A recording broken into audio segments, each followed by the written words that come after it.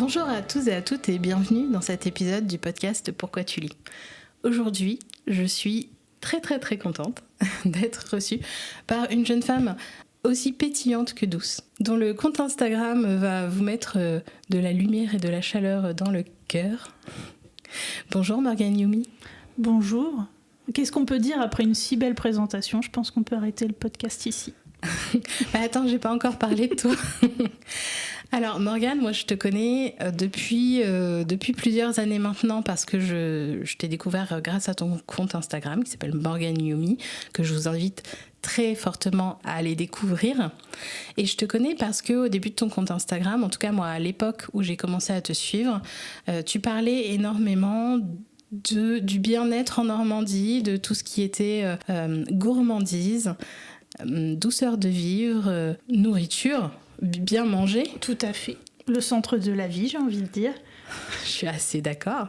Et du coup, tu avais vraiment... Alors, tu as toujours cet ancrage dans le territoire hyper important et tu le présentais d'une manière très jeune, très dynamique et très pétillant. Alors, ce que tu fais toujours, je parle au passé parce que c'est vrai que depuis quelque temps, ta vie fait que tu abordes d'autres sujets qui sont tout autant intéressants, d'une manière tout aussi fraîche et j'ai envie de dire très authentique. Ce qui fait qu'on te suit toujours avec énormément de plaisir, même si tu as un petit peu changé de sujet, même si moi j'ai toujours énormément de plaisir à voir tes stories, tes posts sur le patrimoine, la douceur de vivre, les bons petits restaurants qu'on peut trouver dans la région. Cet ancrage, Morgane, il est important pour toi ? Il l'a toujours été, je pense. Comme je dis souvent, je suis normande et fière de l'être. Très chauvine finalement de la région, au-delà de la France, parce que je me verrais finalement pas habiter ailleurs, même si je trouve que le monde a plein de richesses, mais je trouve en tout cas mon bonheur ici et tout ce qui fait que je peux... être bien, être sereine. On a la plage, en tout cas les plages, vraiment pas très loin. Voilà, habiter dans le Puy-de-Dôme, ça serait difficile pour moi parce que la mer, c'est mon point de repère quand ça va et quand ça va pas d'ailleurs. Et puis effectivement, toute son histoire, les bonnes adresses et toutes les choses à découvrir. Je me lasse pas d'habiter en Normandie. Du coup, le partage, c'est important pour toi apparemment, parce que tu t'en as fait vraiment un compte Instagram dédié. Ouais, bah ça l'a toujours plus ou moins été, parce que finalement, en y réfléchissant, parfois je me dis que dès l'époque des skyblogs, pour les moins de 20 ans qui ne peuvent pas connaître, j'écrivais déjà des choses et je partageais déjà ma vie d'adolescente qui n'était pas... trépidante pourtant, mais qui trouvait un écho. Et j'ai toujours gardé cette chose-là de vouloir écrire, partager soit mes émotions, ou effectivement avec Instagram, ça a été aussi les coups de cœur de la région, ou les belles adresses, les choses comme ça. Et j'aime bien quand maintenant des gens m'écrivent en me disant « Ah j'aimerais bien venir en vacances en Normandie, je ne sais pas où aller, qu'est-ce que tu peux me conseiller comme bonnes adresses ?» Je trouve ça super chouette que des gens viennent ici et cherchent un peu de petites choses chez moi qu'ils ne trouveraient pas nécessairement ailleurs. Oui, d'ailleurs, même pas la peine de t'envoyer un message, j'ai envie de dire, même si ça te fait toujours très plaisir, j'imagine, parce que ton compte regorge de bonnes adresses et de bons plans dans la région. Donc déjà, rien que d'aller consulter, d'aller scroller un petit peu sur ton compte Instagram, ça vaut déjà le coup. Alors évidemment, on va parler d'écriture beaucoup dans ce podcast, parce que c'est une des choses qui m'intéresse énormément chez toi. Ton approche de l'écriture, et notamment parce que tu dis que tu écris depuis très longtemps, donc ça on va y revenir. Mais ce qui m'intéressait également, c'est que donc à travers ce compte Instagram, tu partages aussi des choses qui sont bien plus difficiles, donc notamment parce que tu es atteinte d'endométriose et tu es en parcours PMA depuis quelques années maintenant. Tout à fait. Et que c'est un parcours qui touche beaucoup de monde, hein. Moi ça a été le cas, et qui apporte une certaine sensibilité, une certaine vulnérabilité, mais néanmoins qui n'est pas dans le pathos et l'apitoiement. En fait, tu partages beaucoup de vulnérabilité, tu as des posts où tu dis que le moral ça va pas, que c'est pas toujours super, etc.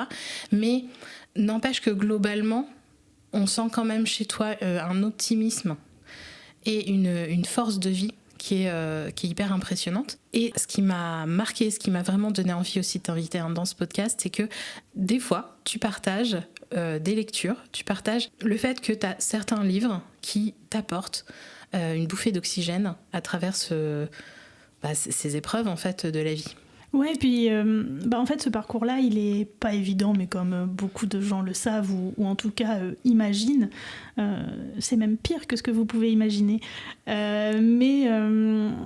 Effectivement, je pense que comme tout à chacun qui vit des épreuves compliquées, t'as besoin de te raccrocher à des choses qui ne te rappellent pas nécessairement ce que tu es en train de traverser, parce que c'est intéressant de lire des livres sur la PMA ou sur des femmes et des hommes, mais il y en a très peu qui partagent ça, qui traversent la même chose ou qui souffrent d'endométriose ou de choses comme ça. Mais à un moment donné, t'en as assez soupé et t'as envie un petit peu de légèreté. Et donc, effectivement, l'avantage de la lecture, c'est que ça peut te l'apporter très rapidement par plein de biais différents. Moi, je sais que je lis aussi bien des bandes dessinées que des mangas, que des romans, que des livres de développement personnel. Je suis pas fermée du tout sur un type de lecture. Et j'aime bien me balader en librairie et juste, pour le coup, juger un livre à sa couverture et dire tiens, ça j'aime bien, je sais pas ce que ça raconte, mais bon, allez, pour 10 €, je vais tenter l'expérience et on verra bien. C'est pas toujours concluant, hein, mais effectivement, ça permet aussi de mettre de côté tout ce qu'on est en train de traverser dans la vraie vie et un petit peu se raccrocher à des choses autres.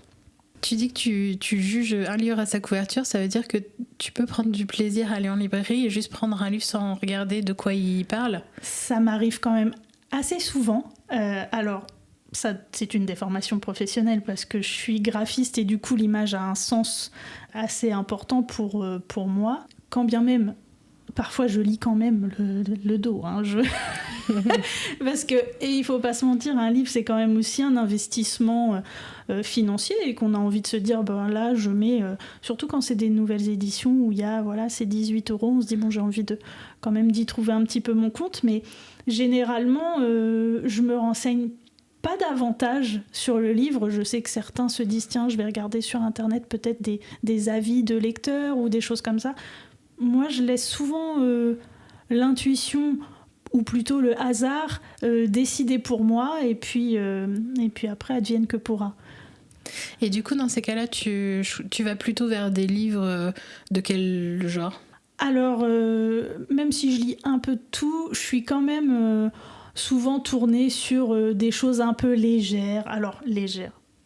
Ça dépend parce que toutes les autrices françaises qui ont du succès, Virginie Grimaldi et tout ce pan-là, c'est souvent des sujets un petit peu graves, mais qui sont pris avec plus de légèreté qu'espéré. Et du coup, ça permet de parler de choses très profondes parfois, sans effectivement être dans le pathos ou s'apesantir dans des sentiments très tristes.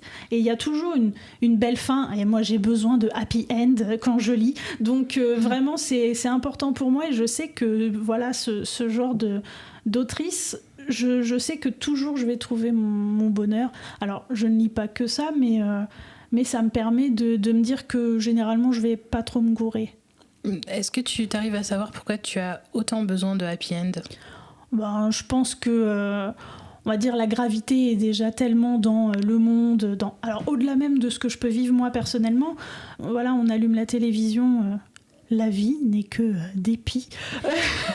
Donc, à un moment donné, on a envie de dire, ok, alors, il y a la guerre, financièrement, c'est pas facile, il y a telle chose, les aléas climatiques et tout ça. Et c'est vrai qu'on nous rabâche les oreilles avec les mauvaises nouvelles parce que c'est celles qui font vendre.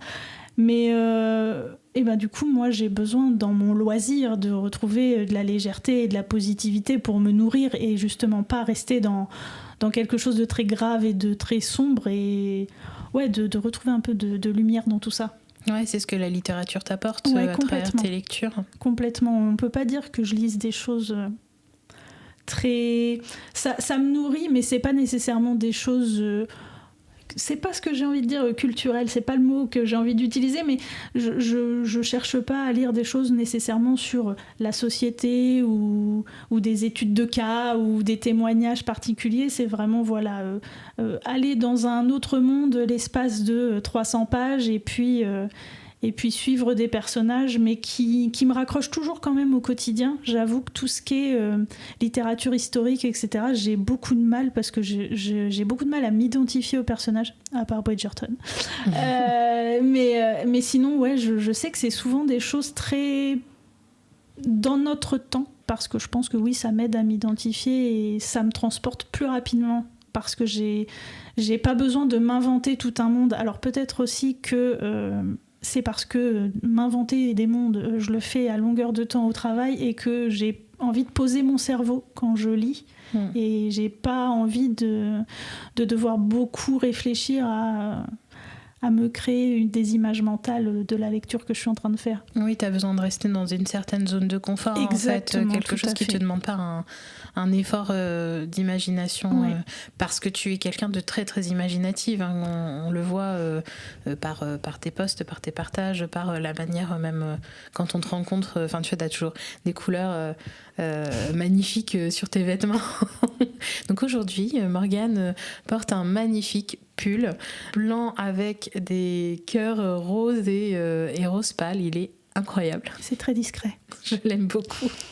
Tu disais tout à l'heure que tu aimais bien lire des romans qui te permettent d'avoir une bulle de respiration et qui sont pas dans ton quotidien, mais néanmoins, tu lis quand même beaucoup de livres aussi autour de la PMA et tu te documentes quand même énormément sur ce sujet. Ça, c'est, je pense, un trait de ma personnalité, c'est que j'ai beaucoup besoin, d'une certaine façon, de me rassurer en contrôlant au maximum les choses, quand bien même la PMA est un parcours qu'on ne contrôle pas du tout. Mais j'aime pas les surprises. Et donc, comme la PMA, c'est tout un monde quand on y entre, avec ses termes, avec ses examens, avec plein de choses. Effectivement, j'ai eu besoin de me renseigner, de lire des choses. Alors, ça s'est passé aussi par les réseaux sociaux, parce qu'en fait, quand on va en librairie et qu'on va au rayon où on espère trouver des livres sur la PMA, alors déjà, c'est au rayon grossesse, maternité, donc bon, c'est un peu mal placé, mais à la limite, on peut le comprendre. Mais il y en a très peu, en réalité. Il y a 2-3 livres de médecins, de docteurs, qui en fait ont vraiment répertorié tous les termes, effectivement les examens médicaux, etc. Mais c'est très, du coup, médical. Il y a 2 ou 3 BD qui existent sur le sujet, et effectivement, après, c'est à peu près tout. Il y a quelques témoignages, mais vraiment très très peu en édition ou en auto-édition. Et on peut vite se retrouver un peu démuni par le manque d'informations. Ça va de mieux en mieux parce que c'est de plus en plus médiatisé. Ça a longtemps été un tabou, l'infertilité, qu'elle soit masculine ou féminine. Et de ce fait, il y a quand même très peu de témoignages écrits ou de choses comme ça. On en trouve beaucoup plus sur les réseaux sociaux parce que forcément la parole se libère, et aussi on n'a pas besoin d'être publié pour écrire sur les réseaux sociaux, donc c'est tout de suite plus facile. Mais je trouve ça un peu dommage parce que pour les gens comme moi qui sont connectés mais qui ont quand même le réflexe librairie ou livre, et ben on trouve pas vraiment son bonheur. Oui, on sent que pour toi c'est un cheval de bataille aussi de populariser ça, enfin en tout cas de dédramatiser et de vulgariser un petit peu tous ces sujets. Ouais, tout à fait. C'est compliqué parce que, en tout cas je parle pour moi, j'allais dire on, mais je suis seule. Peut-être plusieurs dans ma tête, remarque, c'est que j'ai envie de partager sur ce sujet et sur ce que je traverse. En même temps, j'ai pas envie d'en dire trop parce que ça reste mon jardin intime, et ce sont quand même des choses très, très touchy, enfin, c'est très sensible, faut pas gratter trop parce que très vite la peinture s'écaille, quoi. Donc j'ai envie de partager des choses, de garder d'autres choses pour moi. Ça amène des interrogations parfois, donc il faut répondre à ces interrogations, mais je veux pas trop en dire. C'est compliqué de partager sur ce sujet, et en même temps, je me vois pas ne pas le faire. parce que justement, si ça peut n'aider même ne serait-ce qu'une personne qui traverse la même chose, alors je me dis que j'ai tout gagné à partager ça. Donc je le fais comme je peux, à la vitesse aussi qui est la mienne, qui est souvent en décalage avec ce que je vis vraiment, c'est-à-dire que j'ai connu de nombreux échecs.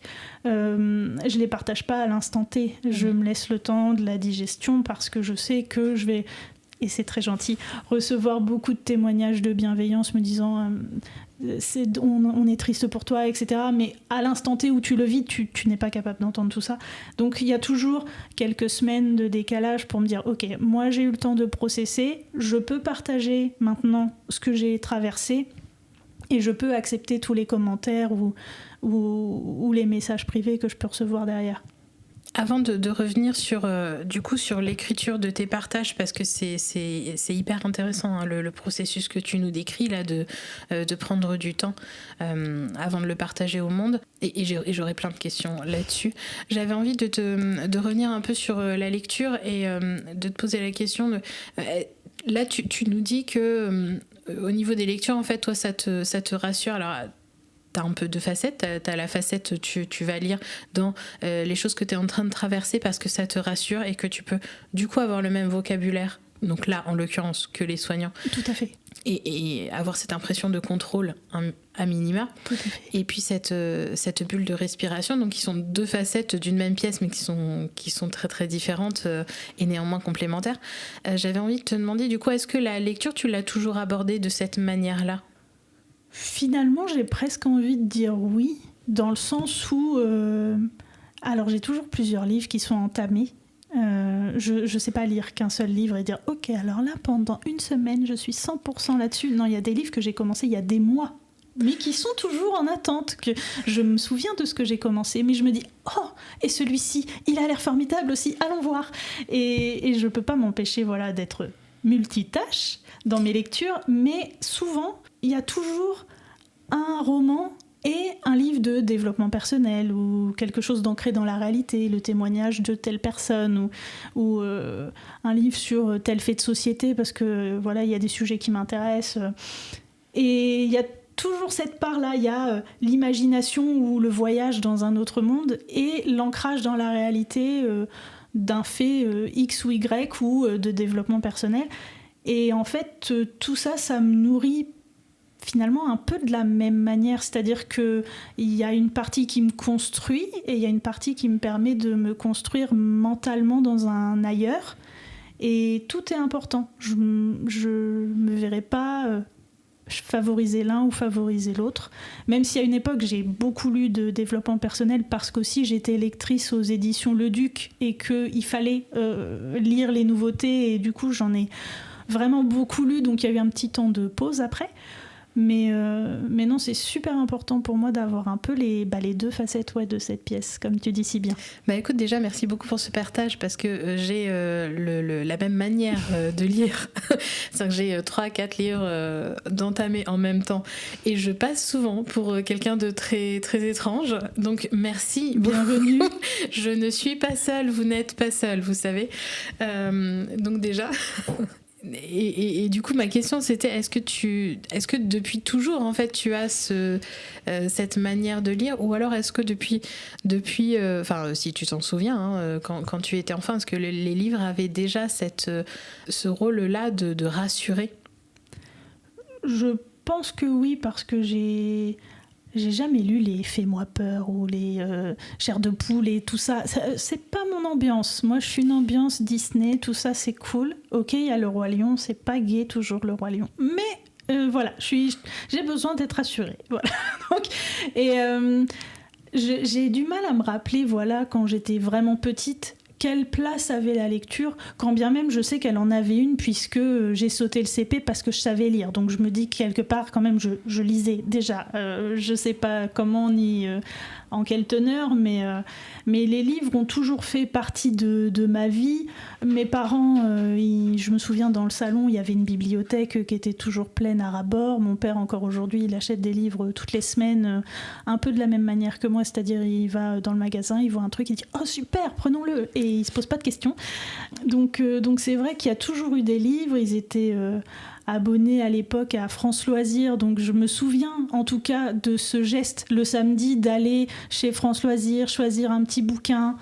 Donc en tout cas les livres ont toujours été là pour nourrir mon imaginaire et je pense me rassurer. Mais effectivement c'était généralement des choses assez gentilles parce que j'aime pas me faire peur. Du coup, oui, les livres, c'est un peu ta safe place, quoi, Ouais, complètement. C'est une autre façon pour moi de trouver du réconfort. C'est certain. Je sais que parfois j'achète des livres un peu plus dark dans leur histoire et pour rien te cacher, je crois que généralement je les lis même pas. Donc soit ils sont encore dans ma bibliothèque aujourd'hui et les pauvres, ça fait un moment qu'ils n'ont pas vu quelqu'un, ou alors je finis par les revendre sur Vinted parce que je me dis il est là en train d'attendre, faisons plaisir à quelqu'un pour pas cher.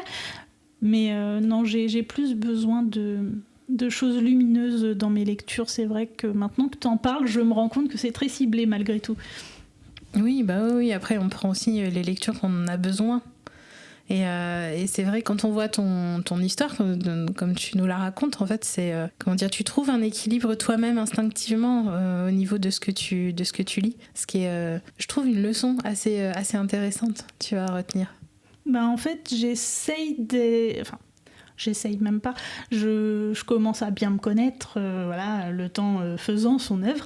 Et j'ai quand même toujours confiance en l'objet livre et je me dis que quoi qu'il puisse m'arriver, je trouverai toujours une réponse dans un livre, même si c'est pas une réponse ciblée. Voilà, j'ai une question, le livre va pas me donner une réponse toute faite, mais je sais que ça va construire ma réflexion, quel que soit mon problème actuel ou même ma petite question existentielle du moment, je sais pas. Je sais que d'une certaine façon, je vais toujours trouver une réponse dans un livre, même dans un roman, parce que les romans que je lis sont souvent quand même, effectivement, du coup, comme je le disais tout à l'heure, ancrés dans le réel et donc dans des problématiques de vie que tout à chacun peut traverser. Et il y a toujours une petite leçon à apprendre par-ci par-là. Et je sais que ça me construit et que je note souvent les petites phrases comme ça que je trouve intéressantes, ou j'ai une note dans mon téléphone. Ou les petites citations comme ça, je les prends et je sais pas si je les relis vraiment souvent, mais je sais qu'elles sont là. Oui, puis des fois, juste le fait de l'écrire, ça suffit à l'ancrer un peu plus profondément en toi, ce qui est déjà... Exactement. Ce qui est déjà pas mal. Mais du coup, tu es en train de nous dire que donc, tu peux choisir des livres. Enfin, est-ce que, du coup, c'est ça. Est-ce que tu choisis quand même les livres qui sont des bulles de respiration, si je peux les appeler comme ça, tu vois, en fonction de questions qui te taraudent sur le moment, ou alors c'est en découvrant l'histoire que tu te rends compte que ça fait écho en toi? Pour les romans, c'est vraiment en lisant l'histoire que je me rends compte que ça fait écho.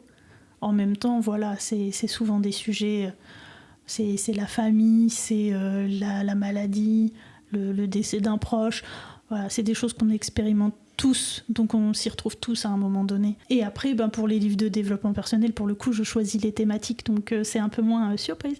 Mais pour autant, oui, il y a un peu des deux, quoi. D'accord. Écoute, merci beaucoup pour ces partages autour de la lecture. J'aimerais beaucoup du coup qu'on aborde le pan écriture, qui est un pan qui est très intéressant et très important chez toi. Tu nous disais que tu avais un blog, fut un temps. Oui. Fut un temps. Est-ce que tu as toujours écrit ?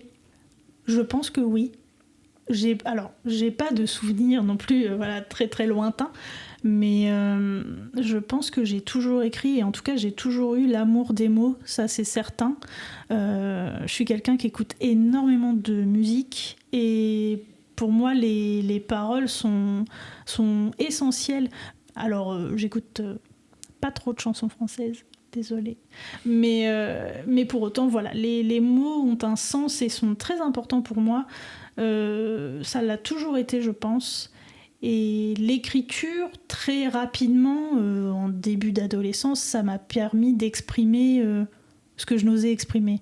Non pas que je suis une taiseuse, parce que quand je commence à bavarder, on ne peut pas trop m'arrêter. Mais en tout cas, j'avais, je pense, comme plein d'ados, du mal à dire ce que je ressentais, ou peut-être trouver l'oreille attentive que j'avais envie d'avoir. Et du coup, écrire, ça m'a permis de vider mon sac, beaucoup. Et quand il y a eu l'avènement d'Internet et des blogs, etc., j'ai beaucoup aimé que mes mots trouvent un écho. Ça a fait tilt, en fait.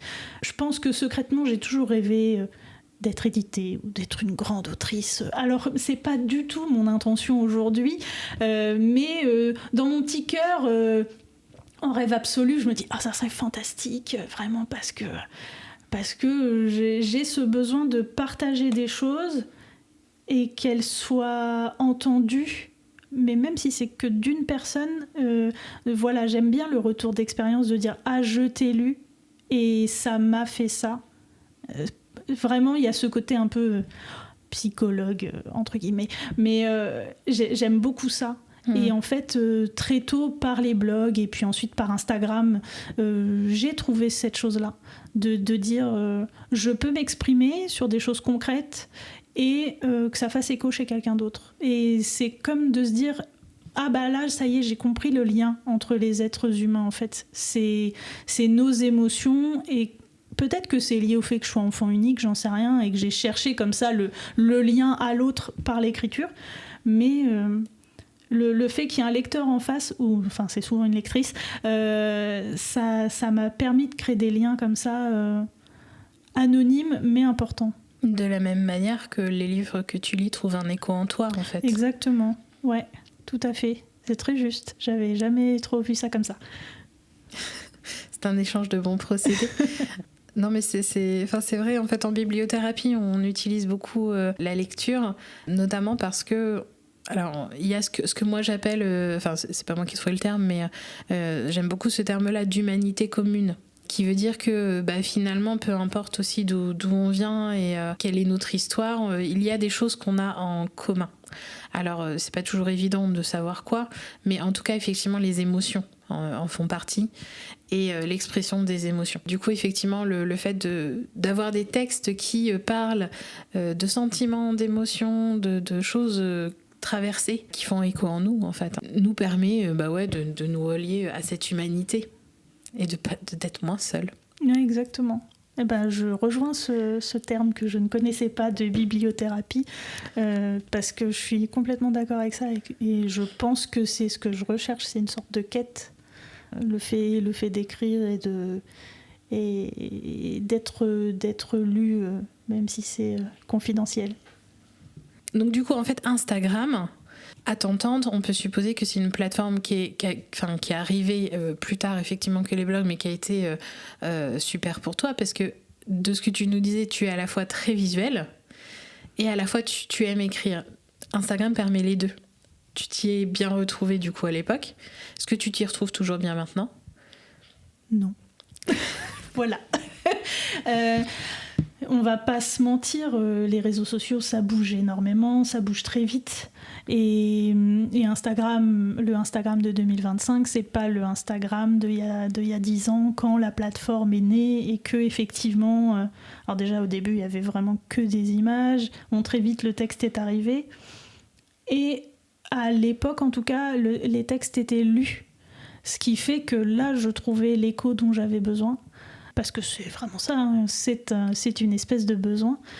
Et malheureusement, aujourd'hui, déjà Instagram commence à être déserté, il faut pas se mentir. TikTok a pris beaucoup de place, et puis d'autres plateformes arriveront très vite, ça j'ai pas de doute là-dessus. Et du coup, aujourd'hui, les textes sont moins lus, parce qu'on est aussi matrixé à faire passer l'info très vite, à passer au contenu suivant en une demi-seconde, moi la première. Et du coup, voilà, si tu te conformes pas aux attentes de la plateforme, c'est-à-dire avoir l'image catchy dès la première seconde, ou un truc un peu choc ou quoi, il y a de fortes chances que ton post il passe à la trappe. Rien que par l'algorithme, en fait, il sera même pas présenté à tes abonnés, alors que alors que normalement ils sont un peu là pour toi. Donc c'est un peu décevant d'une certaine manière parce que en tout cas pour moi, parce que cet écho que je recherche, je l'ai plus nécessairement.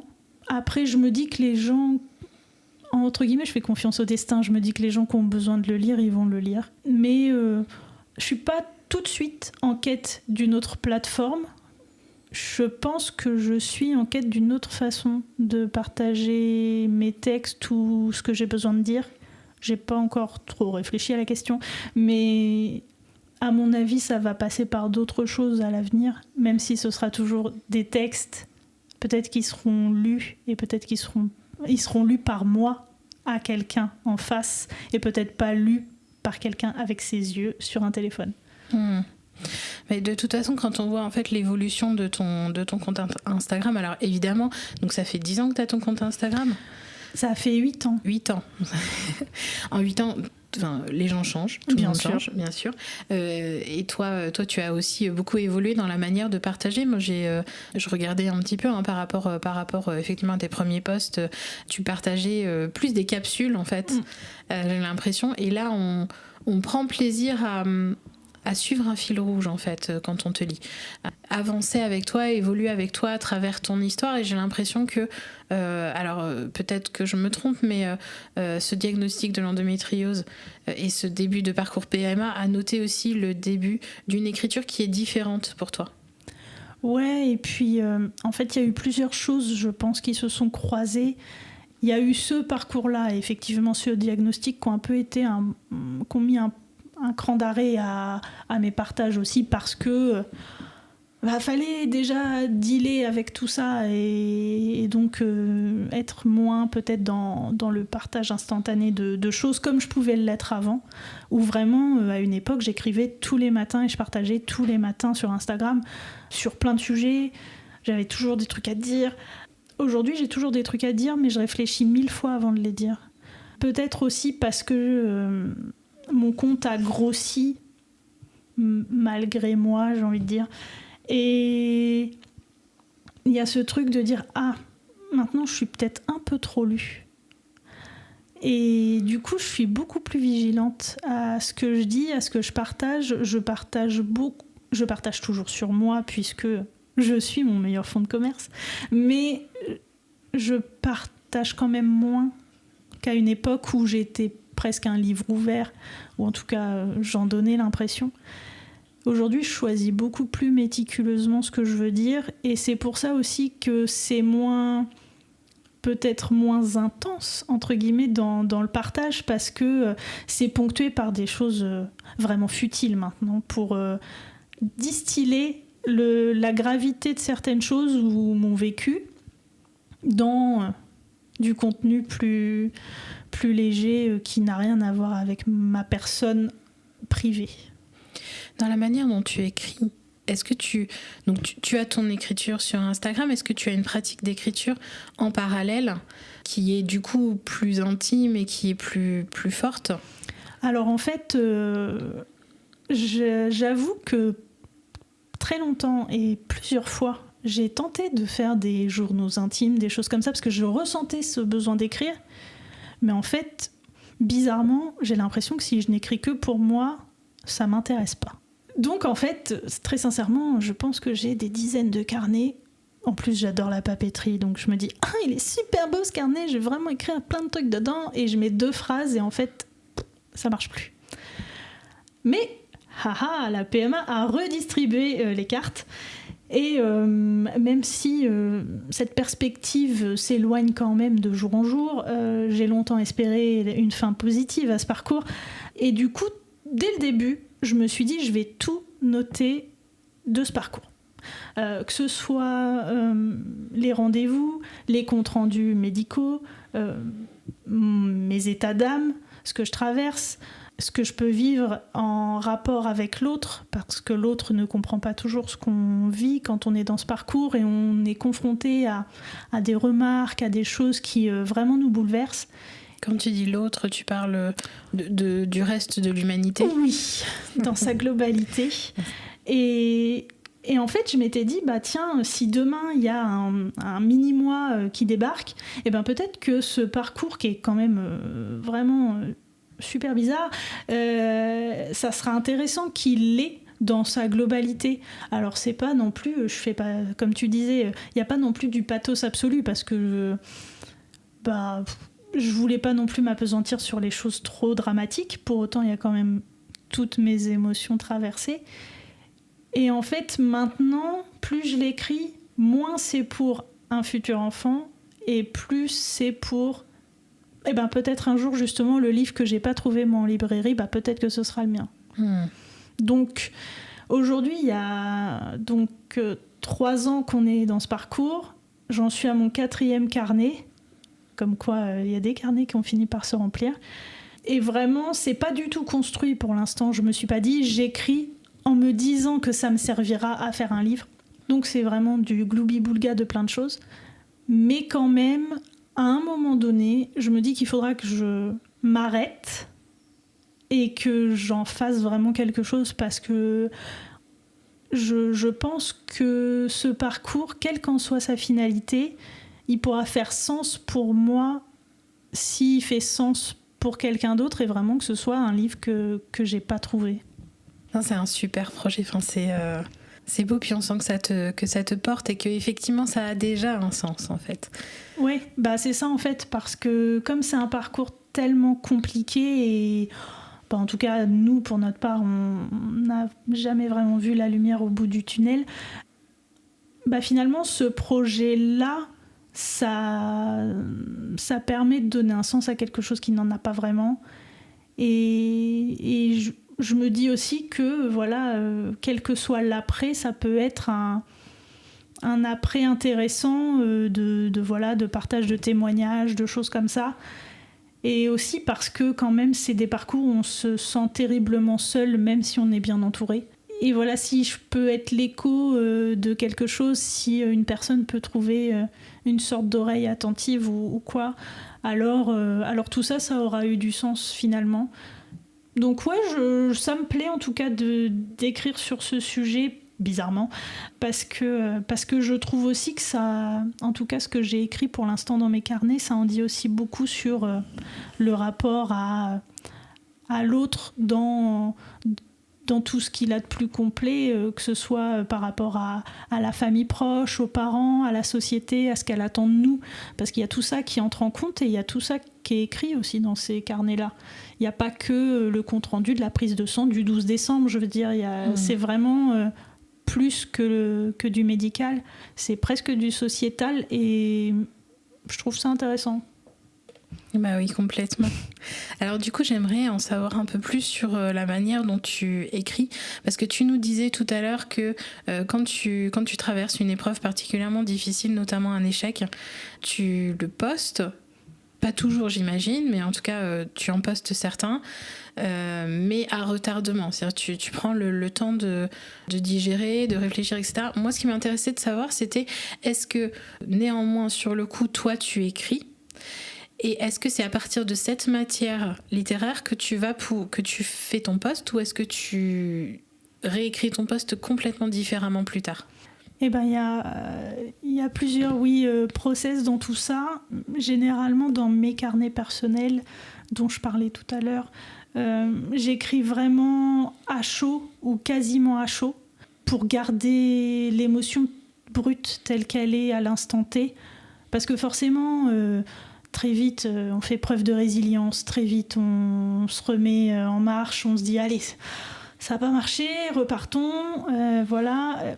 Mais il ne faut pas oublier le désespoir, généralement, qu'il y a au moment de l'échec. Et je trouve que c'est lui qui est aussi important à noter. Voilà, il ne faut pas oublier les choses plus difficiles. Donc dans mon carnet, c'est vraiment à chaud, ou en tout cas autant que ça puisse l'être, parce que voilà, j'écris pas 3 secondes après avoir appris qu'il y a un échec, mais très rapidement en tout cas, pour aussi pas perdre cette authenticité dont tu parlais tout à l'heure, où en fait parfois quand on écrit, et qu'on écrit sur soi ou sur des choses qu'on vit, j'ai l'impression qu'on on réécrit presque son histoire aussi comme on aimerait qu'elle soit lue ou qu'elle soit vécue, et on la réinterprète un peu. Et là, en fait, je veux vraiment être brute de décoffrage, donc c'est très instantané. Et par contre, quand après je fais un post Instagram à ce sujet 2 ou 3 semaines plus tard, je pars pas du carnet. Encore une fois, je reste dans cet aspect un peu authentique et instantané. Et je me dis, bon, là, donc, ok, je vais parler de cet échec-là, tout de suite, comment je le vis, comment je le ressens, comment j'ai envie d'en parler aussi, parce qu'effectivement, là, par contre, comme c'est partagé, je dis pas tout. Alors, je dilue pas l'émotion que j'ai ressentie. Si ça a été difficile, je le dis. S'il y a eu des problématiques, je les dis. Mais pour autant, il y a des choses que je vais taire parce que ça fait partie d'un parcours qui est encore en process, et donc j'ai pas nécessairement envie de tout dire. Et puis ça part comme ça, quoi, en me disant parce qu'aussi j'ai envie de raconter, mais sans que ce soit juste vider mon sac. Je me dis, ça peut peut-être trouver un écho, encore une fois, et du coup j'oriente entre guillemets pour me dire si ça peut encore une fois faire sens auprès de quelqu'un. J'essaie de tourner les choses pour que ce soit reçu et que ce soit pas juste mon journal intime de Instagram. Voilà, donc c'est pas du tout la même démarche. Et c'est presque inconscient. Là, je le verbalise, donc j'en prends conscience maintenant. Mais c'est pas conscientisé, quoi. Est-ce que ces deux démarches qui sont très différentes, ces deux démarches d'écriture très différentes, ont deux utilités pour toi différentes ? Oui, puisque pour le moment en tout cas, ce journal que j'ai pour moi-même, et il reste pour moi-même, pour l'instant c'est un gage de mémoire, parce que forcément le temps passant on oublie certaines choses, et là je me dis tout mon parcours est répertorié, il y a vraiment toutes les injections, toutes les opérations, toutes les émotions, il y a tout. Mais il est pour moi. Voilà. En tout cas pour l'instant. Et sur Instagram, il y a toujours cet esprit de partager et de transmettre quelque chose. Alors parfois c'est de la positivité, mais parfois pas. Parce que la vie n'est pas que positive. Et que en fait, pendant très longtemps, j'ai partagé que du positif. C'était mon mantra presque. De dire, voilà, j'ai beaucoup parlé de body positive, j'ai beaucoup parlé de psychologie positive, de plein de choses comme ça sur mon compte Insta. Et en fait, la PMA a amené de la nuance, ou peut-être m'a autorisé à parler de nuance sur mon compte. Et aujourd'hui, je parle davantage, effectivement, des choses un peu plus graves que je peux vivre, mais en essayant d'y laisser quand même une empreinte lumineuse, parce que j'ai pas envie de plomber l'ambiance. Donc de dire, voilà, j'ai vécu ça, voilà où ça peut m'emmener, ou voilà ce que ça m'a appris, pas juste dire j'ai vécu ça, c'est terrible, hop, point final, et basta, débrouillez-vous avec ça. Donc il y a toujours cette idée de transmettre un instant T, mais pour que ça nous amène sur autre chose derrière. Et toi, intimement, qu'est-ce que ça t'apporte ? Ça m'apporte vraiment beaucoup, parce que, en tout cas sur les réseaux sociaux, forcément, j'ai un retour. Et c'est super important, parce que ça me construit énormément, ça me nourrit beaucoup d'avoir des témoignages, soit d'autres gens qui vivent la même chose que moi, mais que ce soit de la PMA ou autre chose d'ailleurs, parce que je parle pas que de PMA non plus, je suis pas auto-centrée, psychorigide sur une thématique qui est quand même pas simple. Parce que j'essaye de m'en éloigner de temps en temps pour vivre des choses légères, c'est sympa quand même. Donc c'est toujours quand même intéressant, soit d'avoir des partages de témoignages sur ce sujet en particulier, ou voilà, même juste d'avoir des échanges avec les gens sur, comme on disait au tout début, la Normandie, ou le coloriage, ou les loisirs créatifs, ou les animaux, parce que c'est une passion, enfin voilà, il y a plein de choses comme ça, moi, qui m'intéressent. Et en fait, bizarrement, je dis souvent que j'aime pas les gens. je pense que je me mens à moi-même quand je dis ça. J'aime pas les gens parce que je suis un peu casanière, j'aime bien être moi dans mon cocon parce que j'ai beaucoup besoin en fait de sécurité. Mais j'ai besoin de partager, j'ai besoin enfin, si on est en podcast aujourd'hui, c'est que ça m'intéresse, c'est que j'ai envie de partager avec toi, de partager avec les gens qui nous écoutent. Et en fait, ça a toujours été super important pour moi, ce truc-là. Que ce soit par les skyblogs ou par Instagram ou par même des petites conférences que j'ai pu faire. Mais en fait, j'aime bien être une parole, pas la parole, mais une parole qui puisse interroger, interloquer, partager sur plein de choses, sur plein de sujets, parce que plein de choses m'intéressent, et d'avoir le retour des gens en direct ou en commentaire ou en message.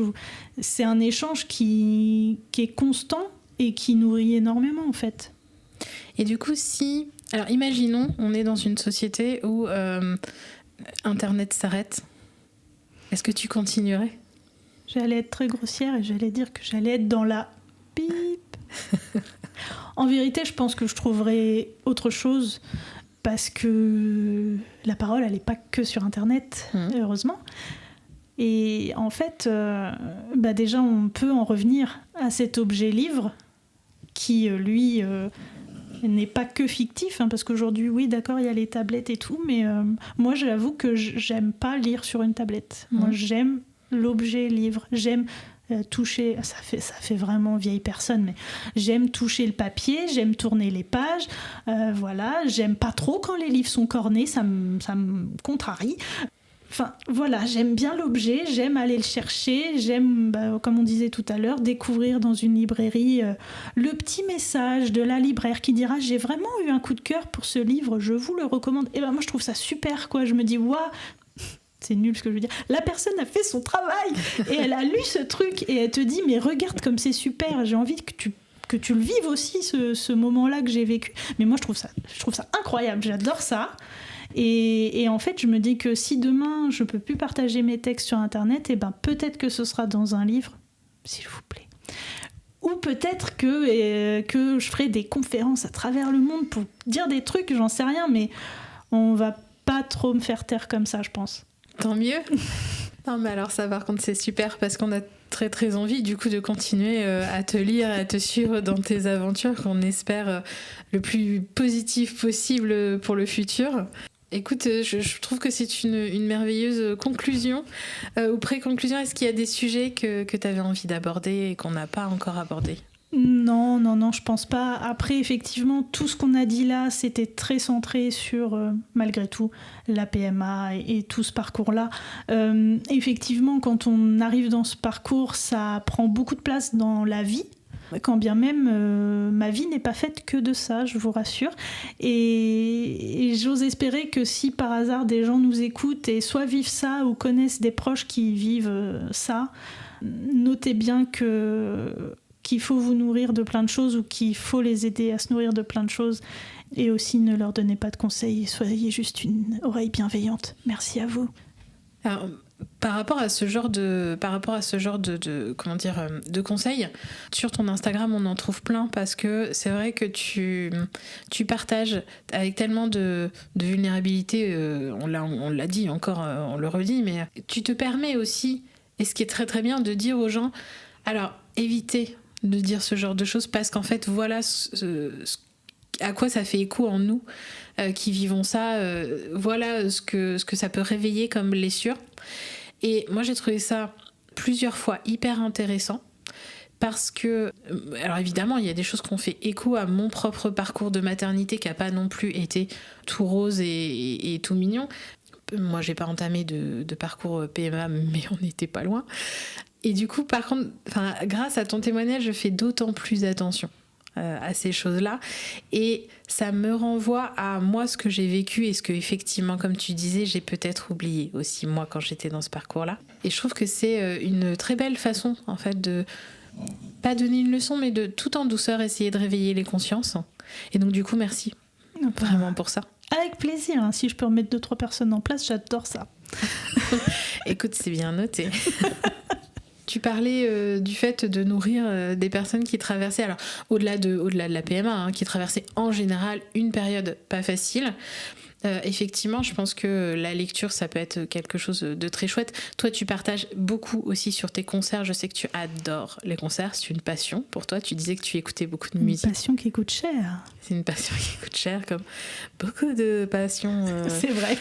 Comme la lecture. Hein, c'est vrai. Donc les concerts, les restaurants aussi, parce que c'est pareil, si vous êtes dans la région de Bayeux, de Caen, et que vous avez quelqu'un qui ne va pas très bien et que vous avez envie de le nourrir, allez sur la page Instagram de Morgane, vous avez une liste de très très bonnes adresses, pas infinies mais presque, il y a beaucoup de très bonnes choses à piocher dedans. La nourriture, c'est important aussi. Ouais, bah malheureusement, il y a ce qu'on appelle la nourriture réconfort, la nourriture émotionnelle, etc. Je pense que je connais bien ce sujet, mais il y a aussi cet aspect de partage quand on s'alimente, de partager un bon repas, de partager un moment avec quelqu'un, et quand c'est dans des endroits où c'est délicieux, c'est encore mieux. Et vraiment, moi, je suis fan des brunchs, des goûters, j'adore ça. C'est ma vie. Donc les partager, c'est vraiment super important. Et puis encore une fois, ça met en lumière des gens de la région, des restaurateurs de la région, des gens qui font vivre la communauté. Et ouais, c'est essentiel en fait. Si je peux être aussi avec ma petite visibilité, la porte-parole, ou en tout cas la vitrine pour certains artisans, avec plaisir, quoi. Bah écoute, merci beaucoup Morgane. Donc surtout n'hésitez pas à aller voir sa page Instagram, et puis si jamais vous suivez ses conseils, envoyez-lui un petit message, ça lui fera plaisir. On te remercie énormément pour tout ça, pour tous ces partages, pour tout ce que tu as dit autour de la lecture, mais autour de l'écriture aussi, hein, que j'ai trouvé vraiment passionnant. Merci. On te dit à très bientôt. Avec plaisir, quand vous voulez. Vous savez où me trouver maintenant. Il ne me reste plus qu'à vous souhaiter de très très belles lectures, et puis je vous dis à très bientôt pour un nouvel épisode du podcast Pourquoi tu lis.